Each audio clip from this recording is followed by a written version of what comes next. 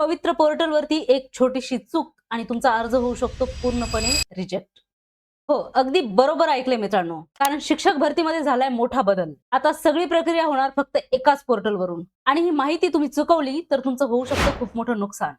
तर मित्रांनो, आजची आपली व्हिडिओ संपूर्ण बघा. जे शिक्षक भरतीसाठी उत्सुक आहेत, शिक्षक होण्यासाठी पात्र आहेत, ज्यांनी टीईटी परीक्षा दिलेली आहे, त्या सगळ्यांसाठी आजचा व्हिडिओ, आजची माहिती खूप महत्त्वाची आहे. सगळ्यांनी लक्षपूर्वक ऐका, बघा आणि आतापर्यंत चॅनलला सबस्क्राईब केलेलं नसेल तर सबस्क्राईब करायलाही विसरू नका. कारण तुमचं एक सबस्क्रिप्शन मला खूप मोठी उमेद देतं. चला तर सुरुवात करूया आजच्या आपल्या व्हिडिओला.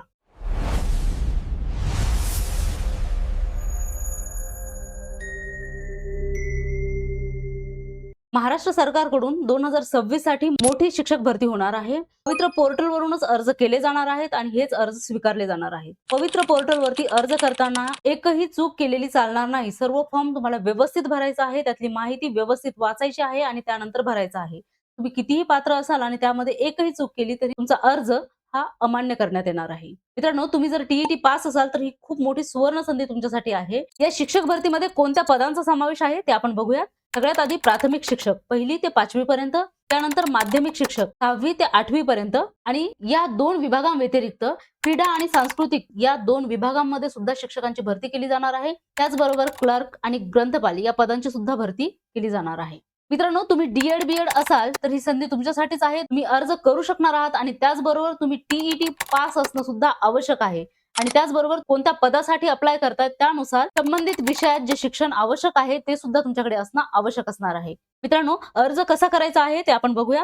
पवित्र पोर्टलवरती जायचं आहे. नवीन नोंदणी म्हणजे रजिस्ट्रेशन करायचं आहे.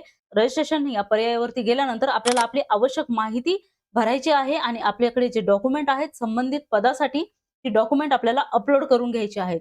हे सगळं झाल्यानंतर फॉर्म सबमिट करायचा आहे. पण ही सर्व प्रोसेस करत असताना मात्र खूप सतर्क राहायचं आहे. एकही चूक तुम्हाला करायची नाही. तुम्हाला जमत असेल मोबाईलवरती, कॉम्प्युटरवरती तर वेल अँड गुड. नसेल जमत तर मात्र तुम्ही जवळच्या सीएससी सेंटरवरती, सेतू कार्यालयामध्ये जिथे हे फॉर्म भरले जात असतील तिथे जाऊन हे फॉर्म तुम्हाला भरायचे आहेत.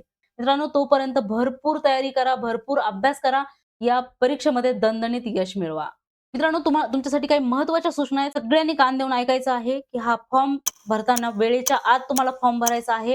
अचूक फॉर्म भरायचा आहे आणि सगळ्यात महत्त्वाचं म्हणजे कुठलीही ऑफलाईन प्रोसेस यासाठी नाही. तुम्हाला ऑनलाईनच हा फॉर्म भरायचा आहे.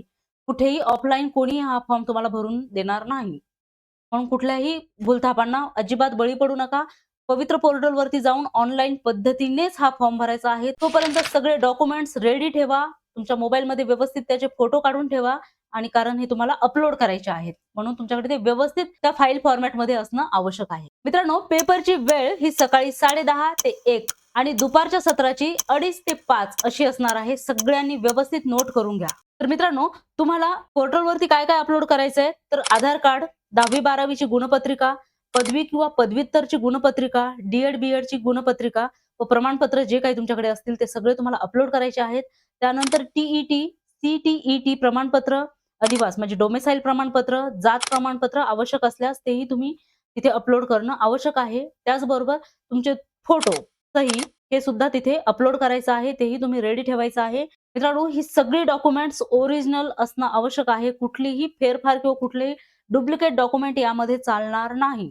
मित्रांनो, तुमच्या आधार कार्डवरती वेगळं नाव आहे आणि तुमच्या डॉक्युमेंट जे तुम्ही डॉक्युमेंट्स देताय पदवीचे, 10वी-12वीचे जे मार्कशीट वगैरे आहेत ते तुम्ही जे देतायत त्यावरती जर तुमचं नाव वेगळं असेल तर त्यासाठी तुम्हाला पुरावा द्यावा लागणार आहे. कारण बऱ्याचशा मुलींचं असं असतं, लग्नाच्या आधीची सगळी डॉक्युमेंट्स असतात आणि आधारवरती मात्र लग्नाच्या नंतरचं नाव असतं. तर तेही तुम्हाला मॅरेज सर्टिफिकेट वगैरे द्यायची गरज पडली तर तेही तुम्हाला द्यावं लागणार आहे.